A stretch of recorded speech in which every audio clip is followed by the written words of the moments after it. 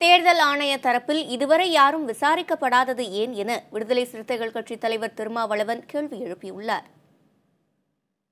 4 நாட்கள் விசாரிக்கிற போது தினகரன் தரப்பில் இருந்தவர்களை எல்லாம் அழைத்துக் கொண்டு போன காவல்துறை தேர்தல் ஆணையத்தின் தரப்பில் இருப்பவர்களையும் அழைத்து விசாரித்திருக்க வேண்டும். அதற்கு மட்டும் ஏன் அவர்கள் காலதாமதம் செய்கிறார்கள் என்பது நமக்கு விளங்கவில்லை. ஒரே நேரத்தில் ஒரு குற்றம் இழைக்கப்படுகிற போது இரு தரப்பாரையும் அழைத்தவர்கள் விசாரித்திருந்தால் சரியான நேர்மையான ஒரு விசாரணை என்று நாம் கருதலாம். ஆக தமிழ்நாட்டு அரசியலுக்குள் குழப்பத்தை ஏற்படுத்த வேண்டும், ஆளும் கட்சியை பலவீனப்படுத்த வேண்டும், அதன் மூலம் பாரதிய ஜனதா இங்கே வேரூன்றுவதற்கு முயற்சிக்கிறது என்கிற பொதுமக்களின் கருத்தை நாம் புறந்தள்ள முடியாது.